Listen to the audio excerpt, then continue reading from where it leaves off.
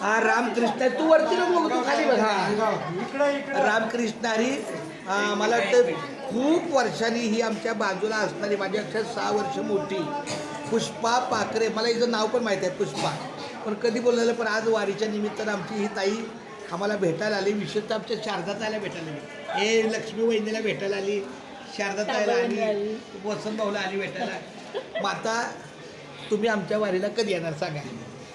पांडुरंग बोलवून तवा, म्हणजे कधी पांडुरंग बोलवून तवा. मग तुझं पाय निघतील का पांडुरंगाने बोलावलं तर?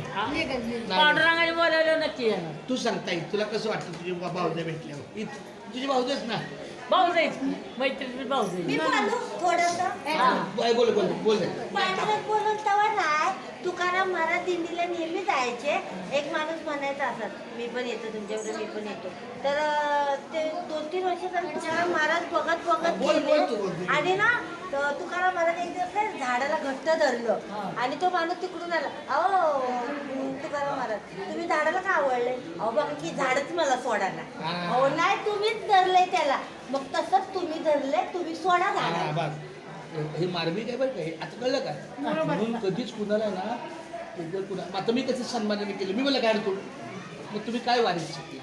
वास्तविक ही मार्मिक बाब आहे. बोध आला कुठली दिली आमची मुंबई दिंडी. आपणच आवडून धरले. तुमची दिंडी पाहिजे. फुलचंदची तर दिली नाही नाही आमची मुंबई नाही नाही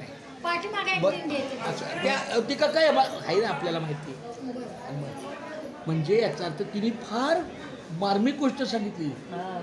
म्हणजे एखाद्या दारुड्याने आपण झाडाला पकडलंय आणि मी म्हणतोय झाड सोडणार, तू पकडलं तू काय सोडणार? मला झाड सोडणार, मला झाड सोड. तुझं पाऊल उचलत नाही, तुझं एक पाऊल पडलं की त्याची 10 पावलं मागे आहेत. खूप धन्यवाद ताई, लक्षात घे. म्हणून कधी येणार तुम्हाला त्या झाडाच्या खाली मुंग्या झालं तरी अजून सुटत नाही.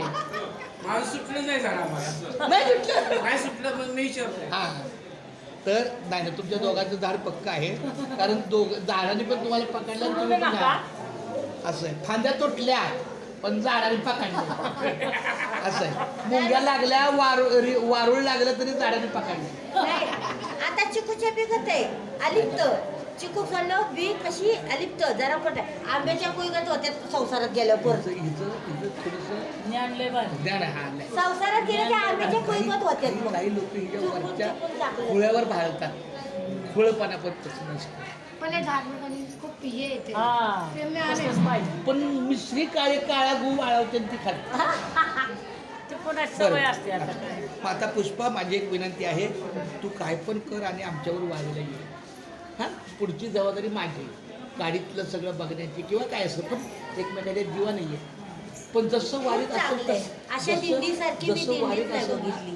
तसं राहा. तू म्हणशील मी आता 8ला उठणार आणि 9ला हागायला जाणार, तसं नाही. आपल्यामुळे लोकांना नको उशीर. आता बोल रामकृष्ण. रामकृष्ण हरी. म्हणजे बोल की रामकृष्ण. रामकृष्ण हरी. रामकृष्ण हरी. आता तुला काय बोलायचं आहे का?